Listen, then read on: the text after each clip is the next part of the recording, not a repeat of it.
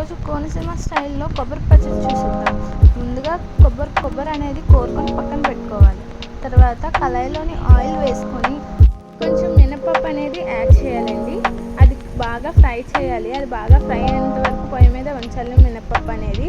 దాని తర్వాత పక్కన ఆల్రెడీ రెడీ చేసుకొని పెట్టుకోవాలి. ఎండుమిర్చి, ఎల్లుల్లిపాయ, ఇంకా జీలకర్ర, ధనియాలు ఇవన్నీ దీంట్లో యాడ్ చేయాలి. ఇవన్నీ బాగా ఫ్రై అయిన తర్వాత పక్కన పెట్టేసుకోవాలి. తర్వాత కళాయి తీసుకొని కళాయిలోని కొంచెం కొబ్బరికూర అనేది బాగా పక్కన పెట్టుకున్న పోపు సామాన్లన్నీ ఈ రుబ్బరాయిలో వేసుకోవాలండి. వేసుకొని దాంట్లో కొంచెం చింతపండు అనేది కూడా యాడ్ చేసుకొని బాగా రుబ్బాలి.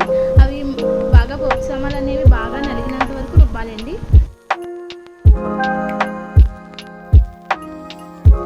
సామాన్లన్నీ బాగా నలిగిన తర్వాత పక్కన వేయించి పెట్టుకునే కొబ్బరికూర అనేది దాంట్లో యాడ్ చేసుకొని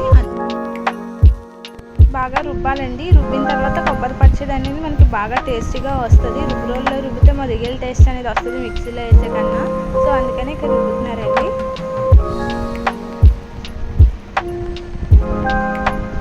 ఇదంతా అయిపోయిన తర్వాత ఒక పక్కన బౌల్లో పెట్టేసుకోవాలి. తర్వాత మళ్ళీ తాలింపుకి ఆయిల్ వేసి దాంట్లోని కొంచెం ఎల్లుల్లిపాయ అనేది ఫ్రై చేయాలి. కొంచెం కరివేపాకు అనేది కూడా యాడ్ చేయాలి దీంట్లోని. ఇవి రెండు బాగా ఫ్రై అయిన తర్వాత పక్కన పెట్టుకున్న కొబ్బరి పచ్చడి అనేది దాంట్లో వేసేసి మిక్స్ చేసేయాలి. సింపుల్, అయిపోయింది కొబ్బరి పచ్చడి అనేది. Please like and subscribe my channel. Thank you.